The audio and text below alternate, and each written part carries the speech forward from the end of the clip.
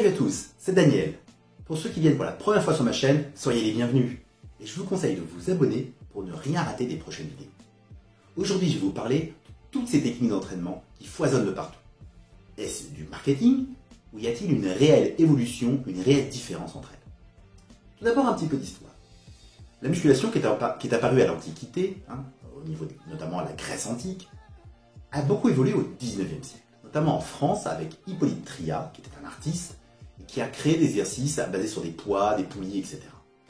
Ensuite, on a Edmond Desbonnets, qui a mis en place un véritable entraînement méthodique et des exercices musculaires ciblés, localisés, et a créé les premières salles de musculation. Ensuite, Eugène Sandow, cet athlète allemand, a popularisé dans le monde entier le culturisme.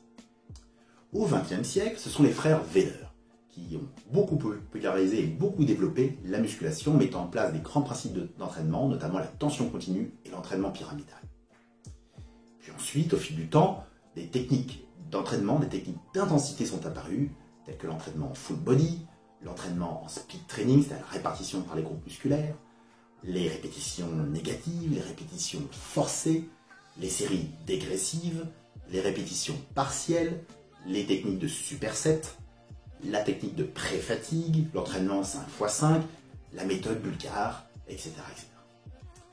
Puis là-dessus, des coachs, des gourous, des spécialistes de l'entraînement ont créé encore d'autres méthodes, notamment toutes les méthodes poids de corps qu'on connaît, TRX, CTS, etc. Ensuite, le GVT, le German Volume Training, qui est très connu, est basé sur 10 séries de 10 exercices. Ensuite, vous avez le HIIT, qui est le High Interval Intensity Training, l'entraînement le plus rapidement possible et à une forte intensité. Vous avez le Dog Crab Training, qui a été créé par Dante Trudel et qui est basé sur de la récupération partielle. Le SST de Patrick Tuor, qui est basé sur le ralentissement de la phase négative. Ensuite, le FST7 de Annie Rambod, qui est basé sur un étirement très important. Le Y3T, Y3T de Neil Hill, qui est basé sur des cycles de 3 semaines, dont chaque cycle a pour but de cibler un type de fibre musculaire.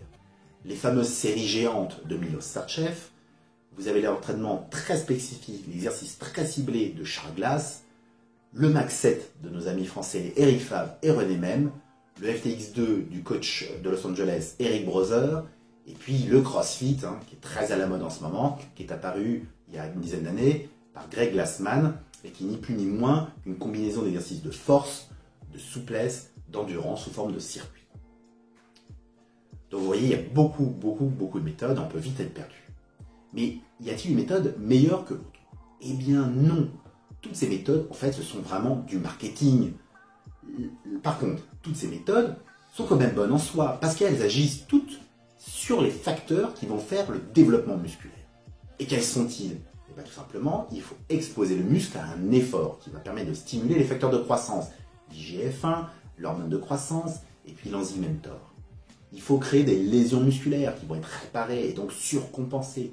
Il faut des entraînements basés avec de la force qui va jusqu'à l'échec. Il faut une intensité importante, assez élevée.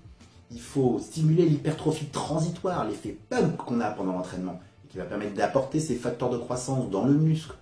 Il faut un entraînement qui est ni trop long, ni trop court, pour ne pas devenir du surentraînement, et notamment stimuler l'enzyme AMPK et le cortisol, qui vont freiner et ralentir la synthèse des protéines, et donc le développement des muscles.